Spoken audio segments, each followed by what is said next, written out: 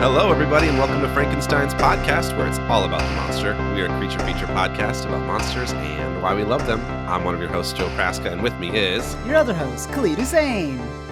What's up, other host? Hey, what's up, brother man? How you doing? I'm doing great. I'm just distracted by this Superfly hat you're wearing. Tell me about it.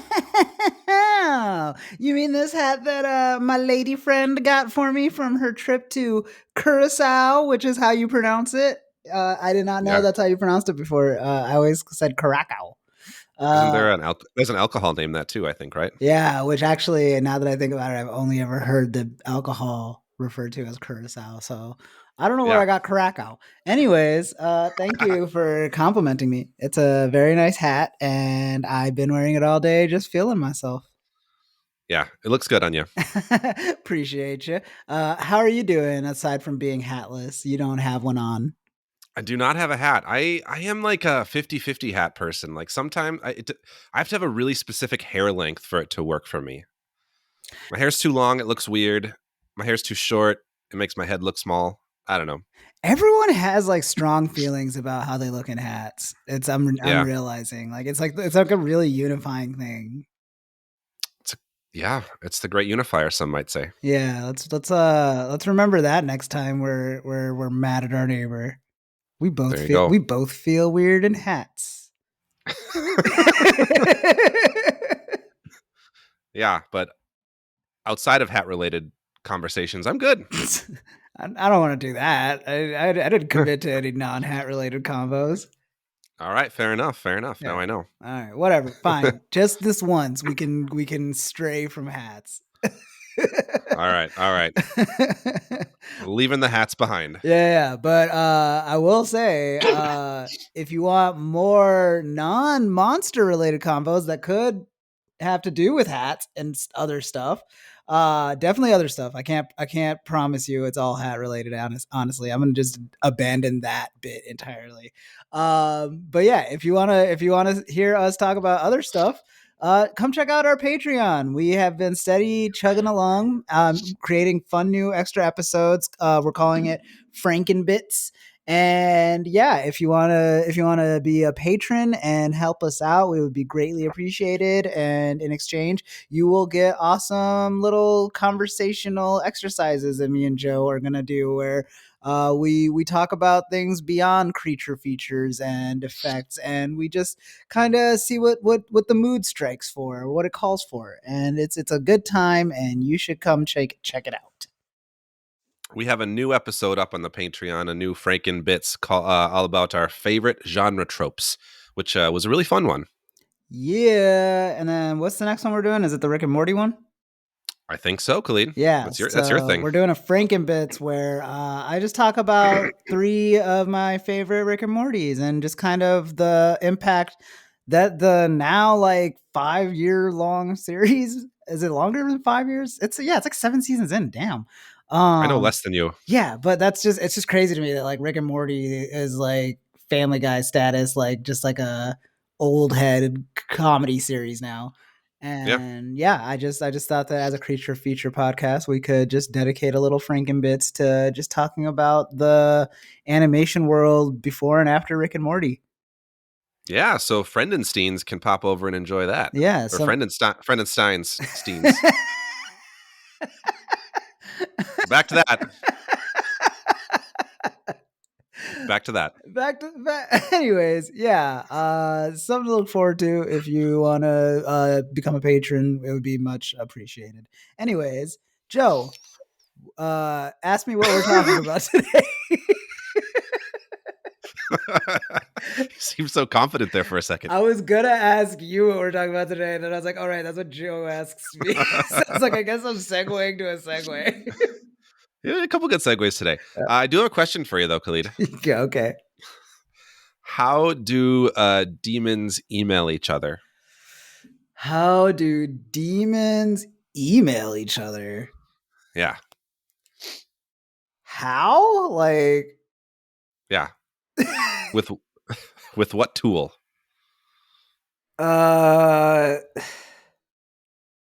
I know it's something corny, but I'm trying to think. I don't know. You can you just? I don't know. I don't even have a guess. Through the infernal net What? instead of internet. Infernal net. Boo. You know, like fiery and stuff. Yeah. You Yeah, get it? no.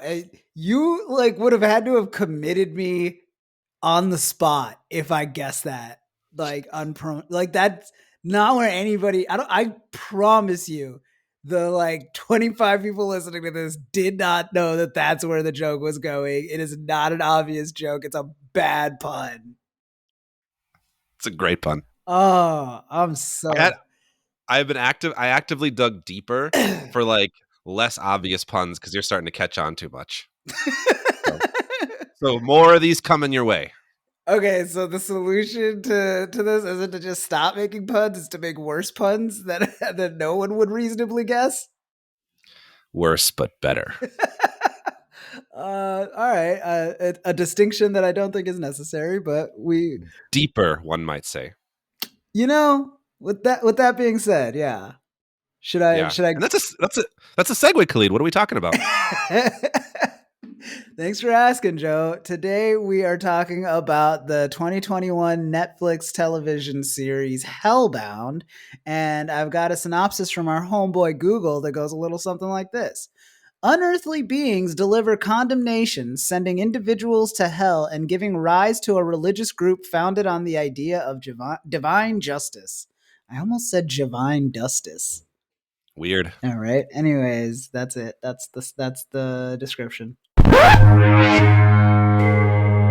What a monster. They're creatures of the abstract that live off potential energy. It's alive! All right, Khalid. Well, thanks for reading that for us. Hell yeah.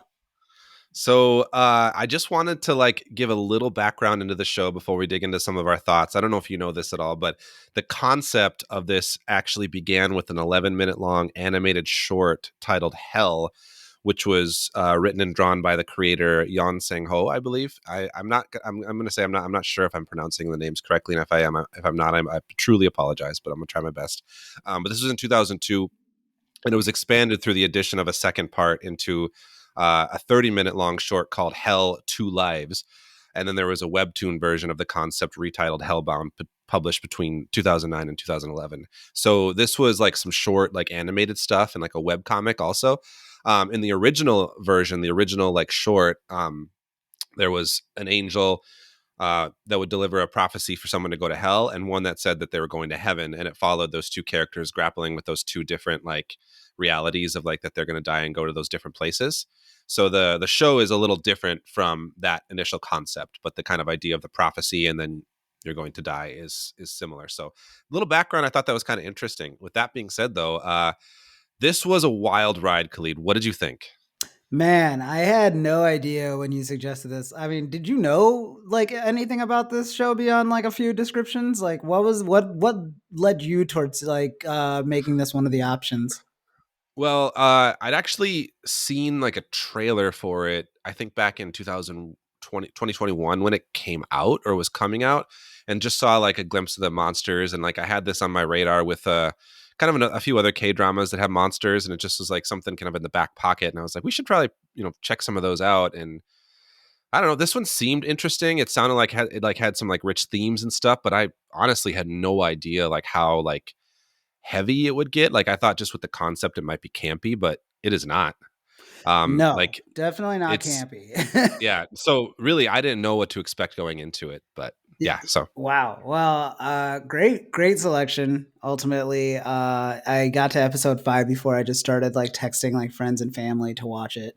It's super good. We each have like accounts of like people watching it with us, and then like they thought they would only watch a little bit, and then they got hooked.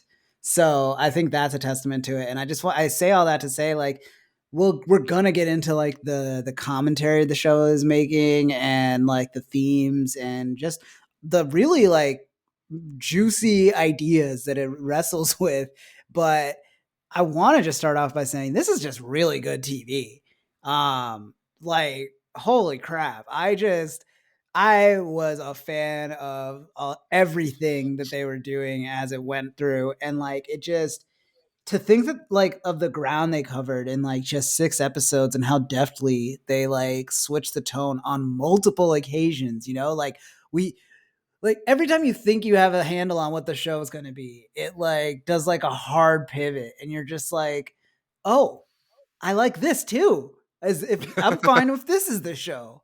And that really just speaks to like a degree of like confidence from like everything from the writing to the directing to the performances that just like, man, like hats off Oh, to to the team for this one. Hellbound is a W, easily one of my favorite shows to date. It's such a fun watch. I am a fan, and I was at the edge of my seat with every episode. What about you, Joe? What'd you think? gotta echo everything you said. I mean, it was so well done on so many levels, like so many unexpected turns. We'll get into it, but like there's like a time jump in the middle of the series, so there's like two kind of arcs that we have that are just really interesting and like very distinct in their own ways. And they're like you said, like when the show takes turns, it's like I'm still on board with this turn. Like it's different, but it's like wow, they're still handling the themes really well. The acting was great, like the characters really cool and fleshed out.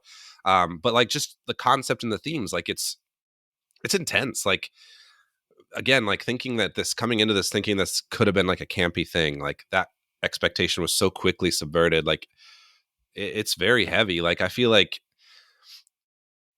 I had to like sometimes like take a step back and be like, oh man, I'm like really emotionally invested in this, like, and like what's going to happen to this person, like this, they're going through the ringer, and I'm like empathizing, just especially like being like a parent now, like some of the stuff with like specifically like the mother having to deal with sending her kids away because she got the prophecy, Oh my or like god.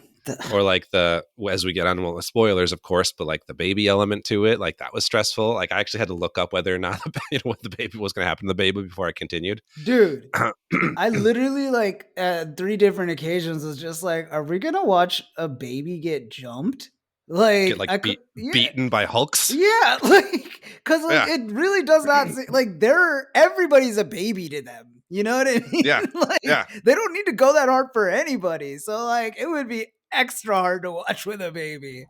Uh, Let- yeah. let's like outline briefly just the like the two kind of arcs of the show. Like I think that would help just kind of give context for the conversation if people aren't listening, or like I needed like some like getting to be sold on it. But like so basically the plot of it, like you said in your intro, is that like these angels, these floating faces, are giving prophecies to people saying like they are bound for hell in a certain number of days or weeks or even years at a certain time. And then when that time comes up, three like hulking creatures, like black smoke creatures, come and just like beat the ever living shit out of them and then like light burn them into a crisp, basically sending them to hell. However, I mean, we're not entirely certain of that, but there's a fanatic organization, the New Truth, that comes to power, um, kind of monopolizing the idea of what's going on. And they get the power through broadcasting one of these demonstrations. And that's ultimately the first arc. We lead up to that broadcast and then the fallout of what that broadcast shows. Second arc jumps forward in 4 years, where the New Truth now suddenly has a huge stronghold over like the globe, right? Like they said, like 50% of the world. Yeah. And basically we follow some of the characters. The lawyer Min, one of the main characters from the first part, she's kind of like almost like an underground like freedom fighter. I kind of compared her to Batman a little bit, like in the second part, where she was So like cool. a badass like fighter. That was so cool. But like she's kind of like trying to undermine the New Truth by helping people who get the prophecies so they don't have to like adhere to the doctrine, and they don't have to die publicly and all this stuff. So there's that, and then we're kind of, it's this war over like, is this supernatural event this divine interpretation that the New Truth has, or is it something more random, more like a natural disaster? And that's kind of where the debate comes in, and then it comes in with this baby, this newborn that gets the decree, and they're like, the New Truth doesn't have original sin as a concept, so if the idea of the baby getting the doctrine gets out, that's bad for them, and that's kind of where we're at the end. But yeah, it goes to some wild places. I mean, yeah, like just echoing those sentiments, like just based on that description, there are so many just hard pivots. Like I remember Yeah. when we first start watching it, it almost feels like it's going to be like this like pulpy detective thing. And it's all about like this like beleaguered like police station that's trying to like deal with something that is like beyond their scope. And then it's like almost immediately like, nope, we're gonna follow this cult leader guy. And then it's like, nope, we're gonna follow this mother. Nope, we're gonna follow this lawyer. And it's like doing that like Lost thing of just like, this is a big world, and to really even get a sense of like the impact of this, you're gonna need to see it from so many vantage points. And it's so much better for it. Like we stay with the first mother, the first quote unquote innocent person to get sacrificed. What's her name again? The character is Park Jung-ya. Yeah, so Park Jung, sorry, the mother. The fact that we get to stay with her kids for that whole thrilling escape, and like up until that point they've been like relatively minor characters, but like when he's just on the plane and he realizes he's never going to see his mom again, and he's basically just responsible for his sister, and starts crying. Like even with all the other amazing stuff that happened, that's still just like stuck with me. It was such Haunting. haunting, because you're just like, oh yeah, he's crying because like at the end of the day, like these decrees, what's so good about this like as a device is that like regardless of like how many things are up in the air, the one thing that nobody ever doubts is like if you get the decree, you're fucked. It's just like, how do you deal with the decree? And it's Yeah. like, that is so brilliant, because it just like, he's just on the plane and he's just like, yeah, like this is the win. My mom is still gonna get jumped by demons and blasted to hell, but like we win because we got out of there safely, and it's like our story is over for all intents and purposes. Yeah, they escape basically the fanatics who were trying to like the fanatics, the New Truth people were trying to like expose like whatever her sin could have been that got her the decree, because they believe anyone who gets it had to have like sinned gravely. And that's the thing is like, when I say it's like such a deftly made show, like I mean like they really play with your expectations, where you start thinking like, oh well, those kids are gonna play a big like role in something. Nope, that's just the last time we see them. It was just giving them like the time of day to be like, hey, I don't care if a giant angel head came down and said that their mom is like sentenced to hell. Like this is a very traumatizing and horrible situation, and it deserves like a breath, a moment. And the show, and a show like this is thoughtful enough and clever enough to like pull that off. Yes. Yeah, and to your point about like switching character perspectives and point of views, like I think that was like you said is ultimately like a huge strength of it, because a lot of like monster type things that we cover on this show even like are often like deeply personal stories, or like small contained stories. Like we don't often see these like global societal ramifications of like what happens when a monster comes out, or we see a monster, you know, like maybe like The Host could be an example where that's kind of happening, or like kaiju movies otherwise, you know. So like this kind of a story, like it's so unique and interesting in that way. Well, and the other thing about it is, and you're just that's a good point, by the way. What that made me realize is like what also makes this different is that there's usually an expert character. You know what I Right. mean? Like the audience, and like typically like one like professor of monsterology, like cat, like just conveniently like gives us the deets. But like what's cool is like we're seeing multiple vantage points of people who have no idea what's happening, and like they're all just doing like their best given the information they have, which let's get into it. Okay. Okay, sorry, are you going to go to the Chairman Jung? Yeah, so yeah, this guy, like this is so Chairman Jung was like the guy who started the New Truth. He's this kind of cult leader, really well acted. I feel like he's just like a standout performance too, like creepy, charismatic, calm, that kind of vibe. Really well done. But I'll let you go. What are you going to say about him? well, I mean, so Chairman Jung, that wasn't where I was going, but essentially, yeah, Oh. he his plan is insane, right? Right. So okay, I'll get into it. But so we're talking about like just like seeing these perspectives, right? And the idea that the creatures, the decrees don't necessarily target somebody who has sinned based on the doctrine that he has created is something he's known all along, because he got the decree. And we're in spoiler territory here. I should have said that before. But like, yeah, spoilers for the whole series. Whole series, he got the decree. Like 20 years prior to this, and he spent his life trying to like piece it together what it means and what these like monster attacks mean. And he made this doctrine because he believes, if instead of people believing that it's random, that if they have this like moral code to it, he can create a better world somehow. So he basically drank his own Kool-Aid and like creates this whole thing around it. And but he knows it's wrong. And that's the thing, is like, what's really fascinating about this show again is like, it's like, obviously we see this juxtaposition with is it Min, the Batman girl? Lawyer, yeah, Lawyer Min, Lawyer Min. We see it with like the comparison with her mom and her mom's cancer diagnosis. Like that's basically what this is. It's like it's a diagnosis and a very accurate projection of when the diagnosis will kill a person. You know, like when you strip it down to its bare parts. So it's like when those two things are just kind of like if then very hard set points, then it's all about just like what happens to this kind of person when they get the diagnosis, what happens to this person when they get the diagnosis, and what happens to their loved ones when they get the diagnosis, and all this stuff. And it's just like, it's great because like it really just boils down to like, so, and this is what I wanted to break down. What happens is the angel face comes out, it gives you the decree, says you're going to die or whatever. And then, like you said, like the monsters just beat the ever-loving crap out of you and disappear. But the thing is, that I noticed, especially since like, you know, we're going to get into the creature effects of it all and stuff. But like what I love about it is like how like almost like uniform and like just like perfunctory it is for the demons. You know what I mean? It's never personal for them. You know, the first time you watch it, you're like, oh my God, this is like brutal. But then by like the fifth time, you're like, this feels like one of those like animations that happens at a bowling alley when you get a strike. You know what I mean? Like it just feels like you're watching like a GIF, but the GIF is killing someone in front of you.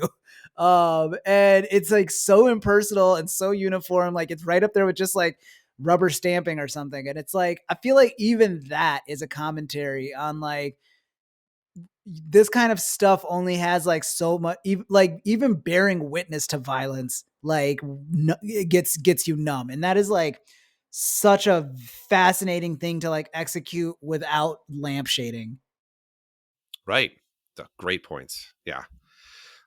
Should we get into some of the themes? Yes, let's do it. So this is just like, there's no shortage of interesting themes it explores, like religion, like the idea of free will is like right there, like what constitutes justice, like of course fanaticism, rise of extremism, original but also sin. like original sin, like being talked about, but also like voyeurism too, like the idea of like, do people have this right to die in private is another element of it too that comes in, because like the New Truth wants to broadcast all the deaths and all they call them demonstrations. Like there's so much to unpack here. Like, were there any of those themes that really stood out to you the most? I mean, I think the biggest one is the idea of like bearing witness. You know what I mean? Yeah. Like it's really been like resonating with me. And, you know, normally I wouldn't like get into all of this stuff in the podcast, and apologies for surprising you with it. But like, I think that Go for it. Yeah, like given the like state of the world and what this show specifically is talking about, it would be kind of just like ignorant of me to not make the connection. But like, we are on like day 100 plus of a genocide going on in Gaza right now. Right. And the idea is like, I personally like when I like my social media is flooded with like information and sometimes even just straight up like firsthand account videos of just atrocities going on. Like people are being like hurt. And it's like this idea of like, for so long, we all just thought like, if you just bear witness, like that's all you need, just trust your eyes. And now we are at this point where like, there is no shortage of evidence of like cruelties being like enacted on this earth. And even that isn't really enough. And it really just, it leaves you kind of cold. And like the show deals with that of like, I don't know. Cause like what's fascinating to me is like, and it's interesting that the show came out in 2021 because like I just have like the benefit of like everything that's been going on to kind of have like real perspective on it, because like so much of the big final like push of the series is that they think that since a baby has now been decreed to be going to hell, that clearly this means that nobody is like being picked actually because they're sinners and something else is going on, or at the very least, like it's more random than we think. And the new truth is like, isn't really like the arbiter like they think they are. And so they're trying so hard.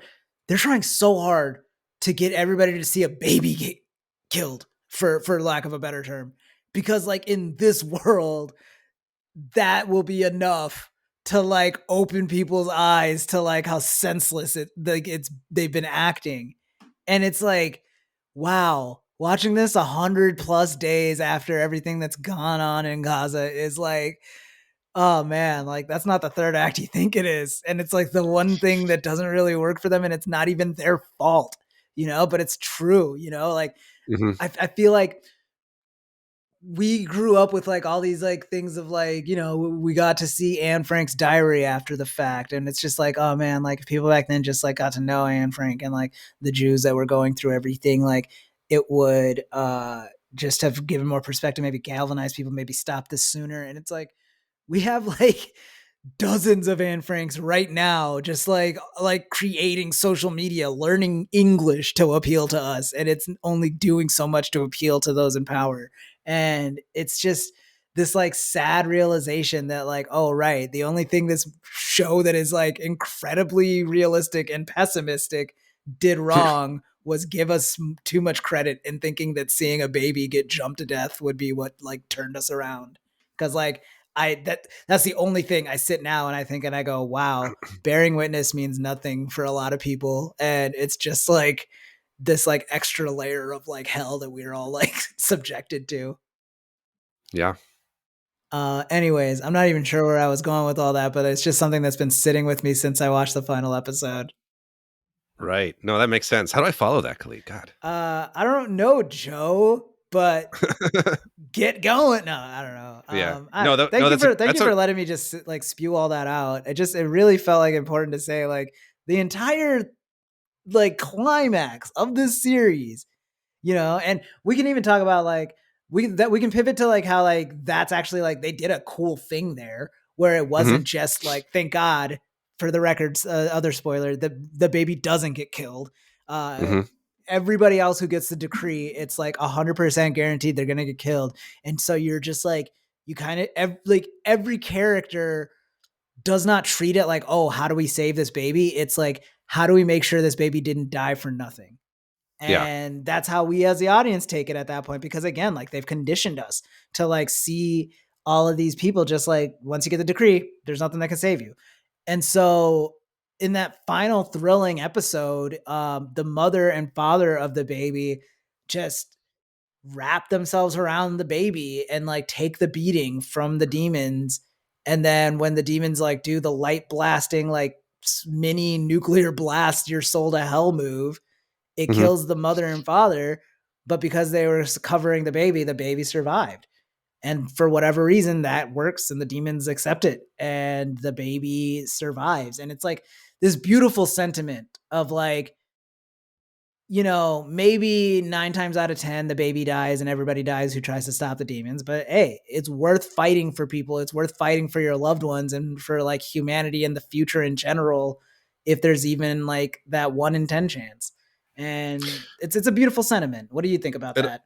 It also just like puts out the notion that the creatures are like fallible. Like they're not, the idea that they're divine and like can't make mistakes before this, like that they can, or even like they can also be harmed to some extent, which is a concept I was going to talk about later in the monster segment. But like they hit them with sticks and chairs, like you bullets. Can make contact with them, bullets even. Yeah. Like that it doesn't affect them much, but it affects them in some way, like that they're, potentially can be harmed. That's something we learned. They can potentially make a mistake or something, and whatever their philosophy might Whenever they do the American remake of this, I'm sure we'll get a whole episode of like the army just like throwing everything at them. Oh God, yeah, just to see if that does anything. But the point still stands. Like nothing hurts them. Like it's just they're a really good stand-in just for like the metaphor of like certain death.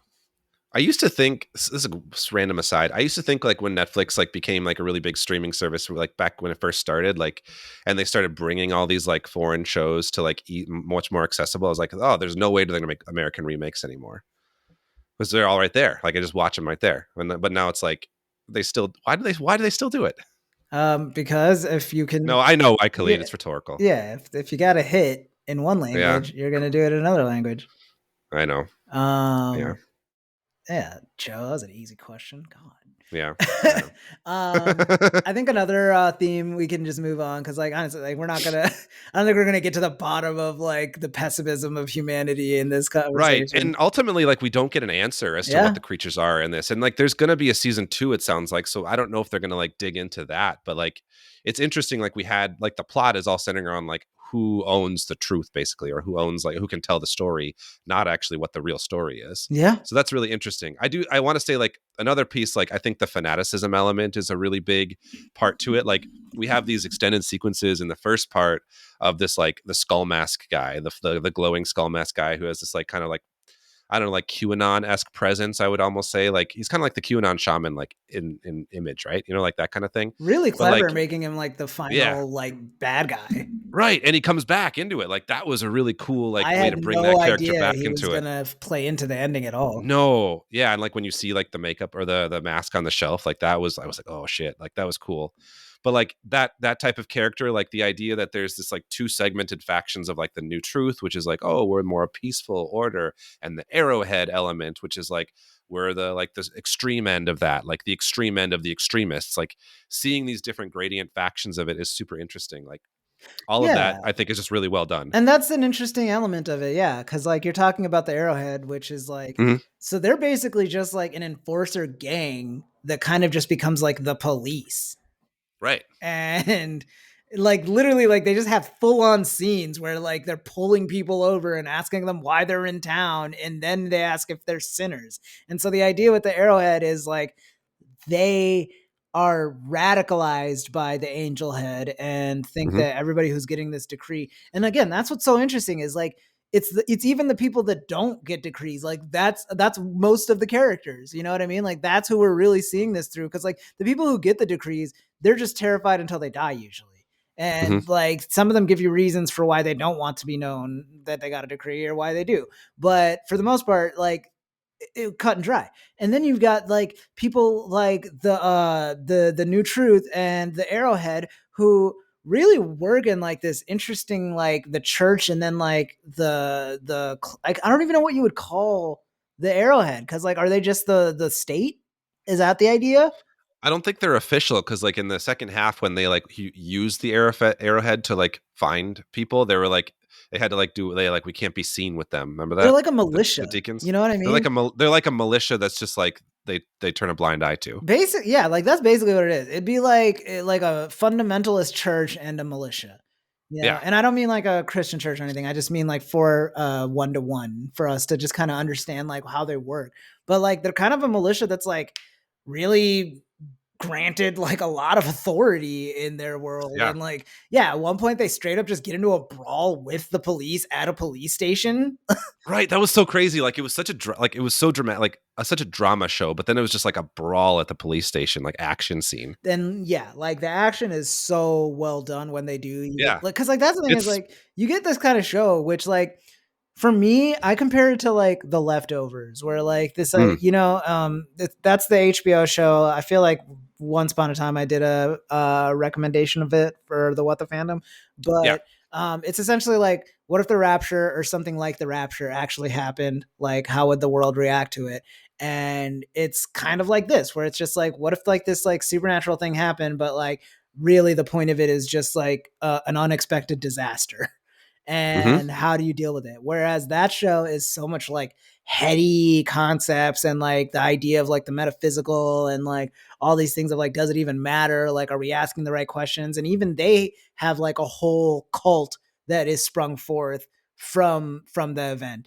And so like it's very, very similar to Hellbound, except they don't have anybody doing badass ninja moves and like beating the shit out of people for like all like extended stretches. Like this show that's why like this show is like I'm so blown away. Is because like I even get like my like cartoonish like Batman like Saturday morning action cartoon like Yes, like what like moments.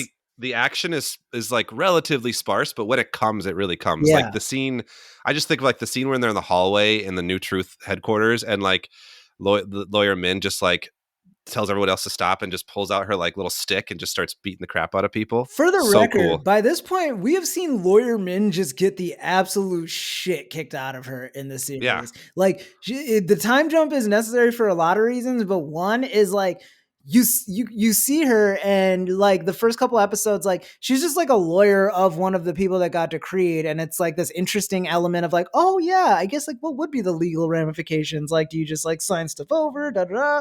I guess that's kind Mhm. of interesting. And then this woman just proceeds to get jumped by like the arrowhead like multiple times because she goes against the church.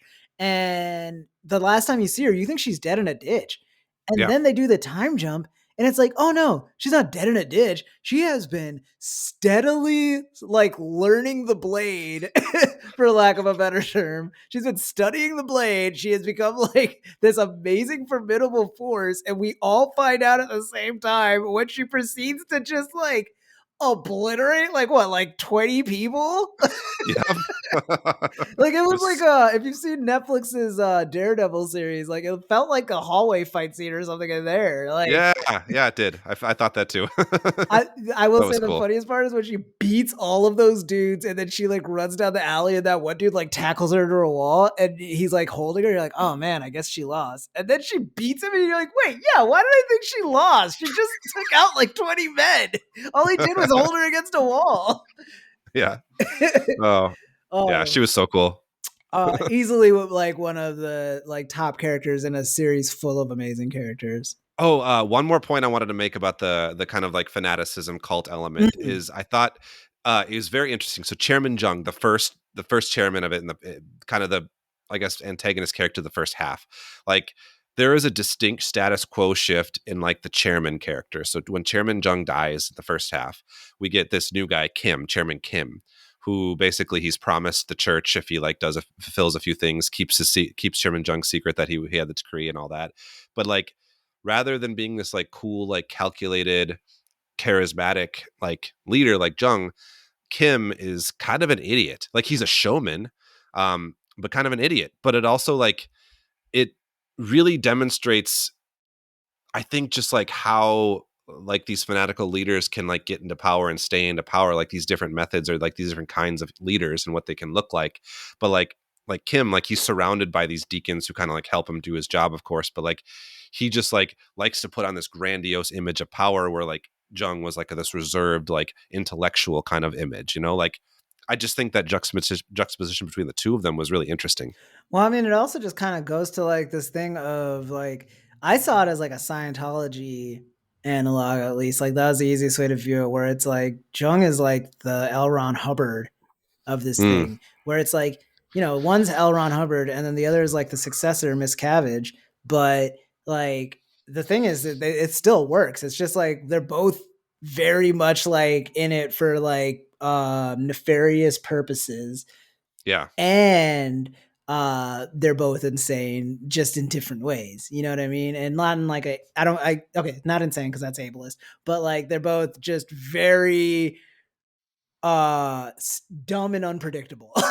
And in different ways, if that makes sense, you know what I mean? Like Yes. one of them is like dumb and unpredictable and that like, okay, so you got this thing, like you were in high school one day and you got like a giant floating head that said that you're going to hell in 20 years, and so you started a cult about it. You know, it feels like one of those like, if this then this equals profit somehow kind of jokes. Yeah. uh and then you got the guy who's like, yeah, he bribed me with like a church if I just delete this one video. Of course I said yes. And that's like, they're both like wild, like irrational, illogical things. You know what I mean? Like, why do you want to run this cult? Like, it sounds like things are going off the rails quickly, buddy. But why did I say all that? I said all that to say, honestly, I forget why I said it. It's okay. The points stand. The half a point stands. Yeah, it's just we're just going with it. It was interesting to see the two. What did you started off by talking about? I was just saying the differences between the two and like how they present themselves was interesting. Yes, and that's what I was getting at, is the L. Ron Hubbard Miscavige of it all. Yeah. And it's just like this idea of like, on top of all of that, you've got this idea of just like, oh yeah, like as like wild of a thing as it was to like create, Jung's idea did like work. And you see how quickly, like one generation later, it gets kind of like spun out to be like basically just like a depressing capitalist venture for somebody, and Right. at the expense of the world. Exactly. Yeah. Do you want to move into monsters here soon? Yeah, I just have one question for you. Yeah. Say that happens in our world. Like one day we just started seeing videos pop up of like, for lack of a better term, like an angel head pops up and it's just like, Kevin, you're going to hell in 3 days. And then 3 days later, we watch another video, like HD, not tampered with, of 3 demons jumping out of a portal and just beating a guy named Kevin to hell. What do you do? How do you take that? I mean, I don't know. What do you do? That's like what the question of the show really is. Like, what do you do? Like, do you just keep living? I mean, that's the thing. I don't Is know. like, I can't blame anybody for how they acted. Like, right. I want to think I would be like Lawyer Min or something and like be like Yeah. skeptical, and I'd want to like wait and see it. But like at the same time, it's just like, I don't know, man. Like a giant head said he was going to hell, and then I saw him get beat to death and it like exploded. Yeah. Like, I also like, there's the fear too. Like, I mean, I don't know, like you're saying in our world, like, but like the groups like the Arrowhead, like if you're somehow like noted as being a non-believer, like they come after you. Like, I'd like be, I'd almost like be like, I want to protect my family, you know?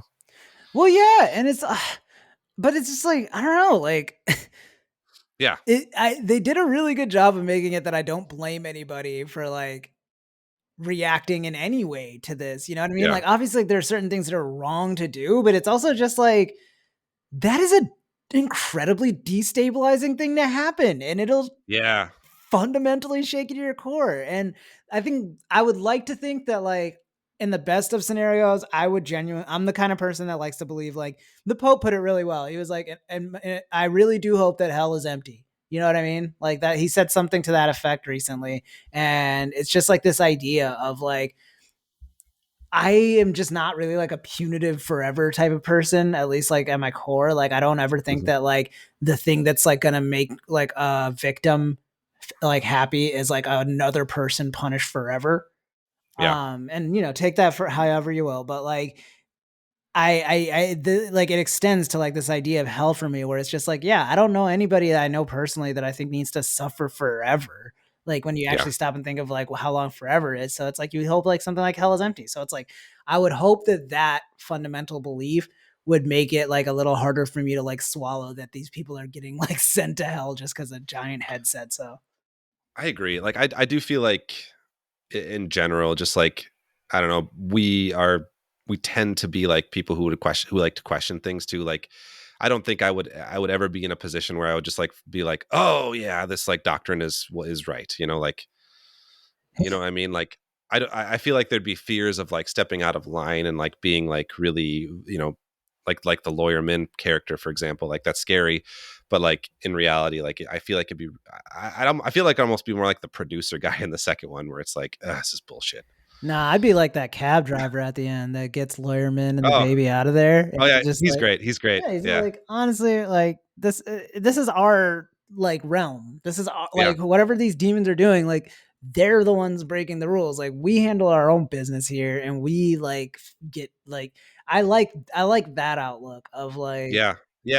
Good point. I like him. Really it's a really beautiful sentiment of like, obviously no shade to anybody who like truly like gives their life to like a higher purpose or power or anything like that. Like I understand the power of religion, and but it's like when we give up everything to it, to the point of like, we're not having a conversation with you, we're having a conversation with supposedly like the spokesperson for a faith now, that gets like really just like kind of just gets us like stuck in like unnecessary places, I feel like. Mm-hmm. Yeah, Yeah. that cab driver scene was really cool. I'm glad you brought that up. I kind of forgotten about that for a It moment. was Like, I so think beautifully done after everything we saw. such a great, yeah, like final sequence kind of thing. But I remember thinking in the moment, like, I was like, is this someone we know, or is this like it's just kind of a? And I'm glad it wasn't. Like, it was just, to be like a random person, like that. There is just, it is almost like a hopeful thing, like that there's other people out there with that thought. Yeah. No. You know, It was I I yeah. I did. I will say, I kept thinking the detective was going to come back. Like, he's I just did only in the first three. too. Yeah, Yeah. like that was good blackmail though, I guess. Like that whole storyline was probably like the weakest part of it for me. It was like I just kept like going like, where is this going? Oh, okay. Yeah. uh it seems like a lot of hoops to go through just to blackmail one cop about this thing that like the whole world knows about already. Yeah. But yeah, I also thought he was gonna make a comeback. Yeah, I kept thinking he was gonna be like the safe house person, or I thought for a second he was the cab driver for a second, but like I don't. Yeah, I wonder if he'll be in season 2. Oh, and that's the other thing I want to talk about. That last twist, which makes this just like such delicious, great TV. And I had an inkling that they would do something like this, but then they did it, and it still gave me chills. Oh Do you want yeah, to describe it? so the very end, like almost like a kind of almost mid credit scene kind of thing. The charred bodies of all of them, all of the Is it all of them or just people. one of them? I think it was meant to be all of them because there was a lot of flashes. Oh, Are coming back resurrected, coming back whole. So presumably, and I've read also in casting that Chairman Jung is back too for season 2. which like Yeah. that's now that is a way to really throw a wrench in the thing. It's like these are people who have like, you know what I mean? Like whatever the opposite of memorialized is, like Right, yes. just like incredibly famous deaths, but like every time people were like, good riddance, fuck this guy. Yeah. And now this guy's back. All of them are back. Yeah. All of them are back. It's wild. Yeah. It's like talking shit about your boss, like drunkenly at a party after he leaves the company just to have him come back like the next day. Turns out he's staying. Like, he's got everything he said. He's gonna find out. What are you gonna do? But I am very eager to see where they go with that. I hope they like maintain the juice and like really just keep digging into the meaty questions because like they covered a lot in 6 episodes, but I think we can both agree like there's a lot left they could do. Yeah, especially with again another massive status quo shift like that. They Yeah. they come back and it's like, damn, all the people that got beat to death don't come back. Like the ones that like the arrowhead like attacked. Yeah. No, yeah, they don't come back. Or like a small thing too, but like when Chairman Jung like and the detective's daughter like murder that guy, they made it look like it was a decree. Like that guy's not coming back. Mm-hmm. So it's like, Yeah. yeah, like that's also a thing of like there are people that like were reported as decreed deaths that won't Hmm. come back, and now you got to go, wait, were they murdered? It's like there's a I do not envy like the bureaucratic wing of that universe that has to deal with that paperwork. Totally. Totally. Anyways, Joe, I think that's all I wanted to say. Do you want a monster? Let's monster. Yeah. All right. So I don't have actually a whole lot on this one. There's I was not like gonna say, yeah. not a lot of articles about this, but I did find a little bit from like 2 VFX houses in South Korea that worked on this. There's one from a website called Art of VFX that talks about a studio called MOFAC or MOFAC that did visual effects work. There's a video and a website that you could go to and find more about. There's another studio, Cyclo, CYCLO, that was responsible for over 200 cuts. They created the Hell Angel the angel monster sequences. They kind of did the smoke effects around the monsters and set extensions and more. There again, I don't have like I said, I don't have a whole lot about the VFX, but I'll link those sites in the show notes so people can take a look more about those. But I do have I do know that it was not they're not a lot of practical. It was a lot. It was very digital, and that's not. I know like connotation wise, a lot of people say digital and CGI is usually in a negative sense, but I think we've gone into detail of how we don't necessarily always consider that to be the case. I do think the effects were really cool and really well done overall in this. I think they're like maybe not like top tier effects out there, but they looked good and the designs were really cool. They looked Um, otherworldly. they looked otherworldly, and this like the smoke effect is specifically on the monsters. I do want to get a little bit into like the monsters like in universe. So like just to outline, so we have the angels, which are the creatures that deliver the decrees, the death sentences. They manifest as giant floating face, like hovering in the air, going on about folks being bound to hell. And then we have the hulking, smoky black monsters that deliver the sentence or demonstration. And they always appear in groups of 3. They have many supernatural abilities, including strength, size, but they also have this ability to transform their limbs into like vine like appendages or spears, which allow them to trap and skewer people. They also end their demonstrations by gathering together and combining these like light powers of some sort to burn their target to a crisp. And we learn in kind of an almost offhanded line that the remains of the people are no longer organic. They did say that like as one of like the forensics reports. That I thought that was going to be more of a thing when they were like also investigating the other guy who Chairman Jung burned. They were like that was organic and the other ones aren't. But that actually didn't come back much. So like, but that's one piece of it. So and Yeah, then of wait, what course do they there's mean by that? What does non-organic mean? it basically just means it's no longer like anything that was once living. So like it's like basically whatever they do replaces the remains with something that's not previously living by our standards. So that was a really interesting piece that I was not really fleshed out as much as I would have liked to seen. Perhaps we'll get more of that in season 2, but yeah, that was interesting. But I do think like the limb extension pieces, like especially like that scene where the one guy was in the water and they like skewer him up through the water, like that was really Yo. intense. that that was cool. But I'll have to really give it to like one effect that I thought was really cool was the Park Jung Ja demonstration in the end of the second, beginning of the third episode, where they had all those like spectators, like the powerful people with the masks watching like right there. You remember that? Um, like Oh the in yeah, suits yeah, and yeah, stuff. yeah. When the Yeah. mom dies, yeah. Yeah, when she dies. And so like then when the monsters like finish and they run out like toward the spectators, but they all just like so they always just disappear when they run Yeah. away. But that effect of them like disappearing right before they like hit those people, like that was a really cool effect too. I mean, you got to give it to the monsters. They're showmen. You know what I They mean? are. Like they do just enough differently each time that you're just like, ooh, pretty, even though it's mostly the same thing. And it's like you wonder if they're getting like a cut of like the ticket sales or something after a Right? certain point because you're just like, you guys are putting on right now. Yeah, they're always making it interesting. Well, I mean, it's also just like they're like the Harlem Globetrotters of kicking ass. Yeah. Like, you don't really see like even like in like modern monster movies and stuff like that. Like these guys would like give Thanos a run for his money. You know what I mean? Like it is Yeah. like calculated, efficient brutality. They don't stop for any like quips or anything. And it's just brutal every time. Yeah, they don't really need to beat them up. They just do. They And then didn't they do need the like three of them. Like literally 3 of them. one of them is like 8, 9 feet tall. Like, you know, like it's so much about them is just extra in a way that's like, yeah, no, that looks like what would happen to you in hell. And then, do you ever notice that like it happened like twice, where they start walking towards whoever they're like targeting, and then like one of them pushes one of the other monsters away to get there first. That was really funny. Kind of, yeah, I know. Yeah, it's weird that like even with the like little bits and pieces we see of them, like I don't know, I never really like hate them. Hmm. You know what I mean? Like it's just like they just feel like they're just like doing what they're like meant to do.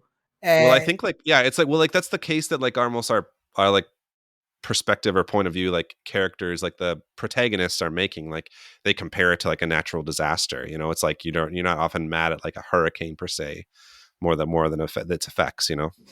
yeah. I will, and they're like the only characters in the show that know what they're doing or like move with purpose. Like everybody else is Yeah. just kind of like reacting and being a big baby, like the Arrowhead gang. Yeah. So man, what a great show. So great. Yeah. Kick ass. Oh, Speaking of kicking ass, Khalid, speaking of, I don't know how you're going to answer this, but fight or flirt? good segue. Good segue. Thanks. Um, Yeah, so fight or flirt if this is your first time listening. Basically, it's exactly like it sounds. Would I fight with the monster in question or flirt with them?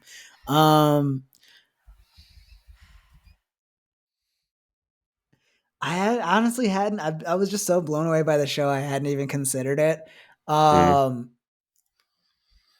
Well, fighting is pointless in this, but like also like Flirting is pointless. flirting is pointless. You know what I mean? I guess I would fight them as like a way of means testing. You know what I mean? Okay. Like, say that I'm like one of the lucky ones and I get like a 10-year decree, right? Okay. I would be like, that was the one thing they were missing is like, you've got the chairman or whatever who got a 20-year head start and all he could think to do was like a half-ass cult about it.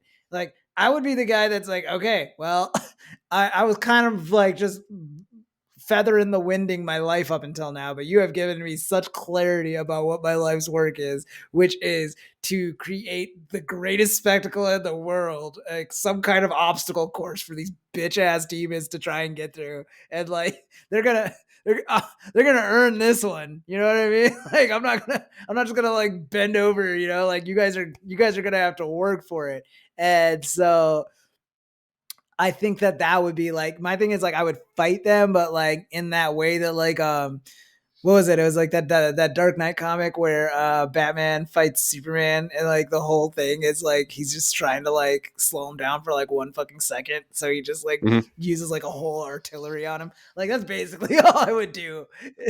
It's just like I would just like anything I have to expense, like flamethrowers, rockets, whatever. I'm just shooting it at him. Just like I'm helping humanity because it's like at the very least we know for sure none of this works. And in the off chance that it somehow does work, or like I slow him down long enough that like we start seeing weaknesses, like I'm doing a lot more for society that way by fighting them. Right. Yeah. So fight. yeah, fight, but as a way of means testing. Yeah, that's a great point. It is interesting. We didn't see many other people who had like really long decrees. Like we saw that one person who had like a 30-second one too. Remember that? Well, the truth is, like, if you get like a Yeah. 20-year decree or some shit like that, you're probably just gonna be like, okay, well, I'm just not gonna tell anybody. Because Yeah. like, what does that even mean? Like, no one can do anything for me, and Yeah. like, if anything, I'm just giving people 20 years to try and figure out like why I deserve to go to hell. Yeah. Right.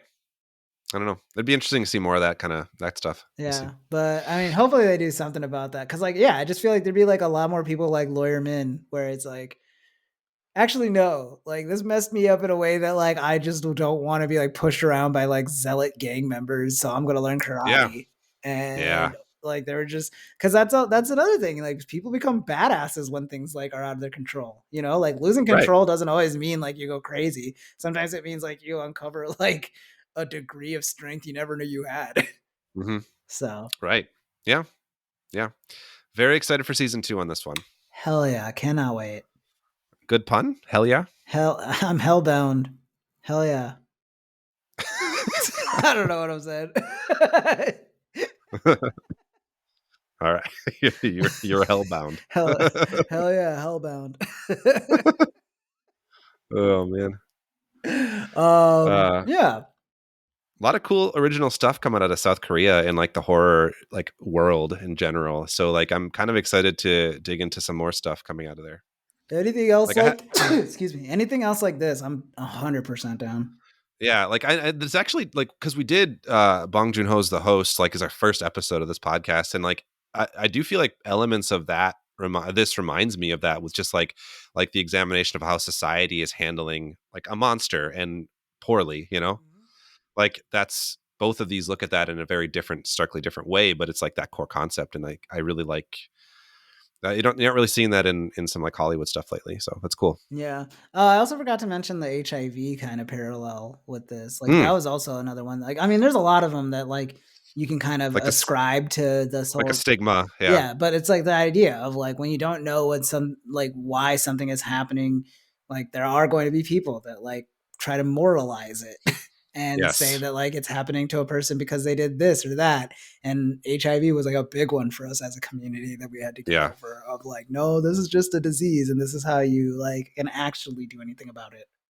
Yeah, that's a great point too. Yeah. Yeah. Should we head on to the final segment? Let's do it. All right. For those of you who might be new, our final segment of the show is our What the Fandom segment, in which we share one or two things that we are just currently into at the moment that may or may not have anything to do with monsters or even the show, movie, book, what have you in question. So, to start off this week, Khalid, what the fandom with you? Thanks for asking, Joe. My What the Fandom this week is going to be the new Kid Cudi album, Insano. People our generation, our age range, pretty much like from like high school on, grew up with Cudi, Yeah. and he is just kind of like a musical fixture for us. He's done a really good job like creating like a niche or a pocket for himself in like the hip hop pop sphere. And I'll be honest, like I haven't like been staying like consistent on the Cudi outputs. Like I've heard the Stray song here or there, Kids See Ghosts a few years ago. I might have recommended Yep. that. But Insano, man. Like I just me and the lady, we threw it on one day when we were just creating our vision boards, and I tell you, it was a great ride, and I'm loving how like fun and experimental he's still being while still saying like true to like what his fans like about him as a performer and musician. So yeah, just simple recommendation. Check out Insano. Freshy specifically is a song I'm really liking, but I like a lot of it. And yeah, just do yourself a favor. It's a great listen. And Cool. yeah, and Joe, what the fandom with you? Oh, thanks for asking, Khalid. I'll be honest. I was a little bit in the boat that you were in last episode with this one, where I was kind of like, "What have I been doing these past 2 weeks?" Like, other than watching Hellbound, like, Yeah. but I will say that I did just read like this really short 2-volume manga called Mythical Beast Investigator. It's very short. It's 2 volumes, so like I think like 10 to 12 chapters within that whole thing. It's by Koichiro Hoshino. Really cool, like very like low key sort of story that's just really pleasant. It's about a girl who is a mythical beast investigator in this like kind of fantasy realm, and she goes around and like just helps. She's writing a book on like mythical beasts in this world, and like helps deal with problems that between humans and mythical beasts that clash, and like trying to solve the problem in the most peaceful way. And she has this like companion who's this like lord of the darkness, but manifests as this like gentlemanly rabbit. And that's Sure. really fun. Yeah, it's very fun. And so like it's a cozy kind of read, even though there's like heavy themes and like kind of like some action moments and some battles and stuff. But like it's really just like traversing these lands, talking about strange creatures and kind of philosophizing on how creatures and humans can get along. Basically, it was just really pleasant. It was a nice little read, really easy, really quick. Picked it up from a half price books like a year or two ago, and I finally just read it because I needed something kind of low key to have on the nightstand before bed. But yeah, I enjoyed it. Mythical Beast Investigator. Check it out. Awesome. Great recommendation, Joe. Thanks. Well, yeah, thank you again for recommending such an awesome show, Joe. Really just like I'm kind of just getting to the point where like a lot of TV and stuff like that just feels like an iteration of something else I've seen before, but like Yeah. it's still just like such a pleasant surprise when you get something that just like really just is riveting from beginning to end like that. So Right. this was definitely a great addition to my TV lexicon at this point. And yeah, thank you all for listening to another episode of Frankenstein's podcast. Until next time, creep it easy.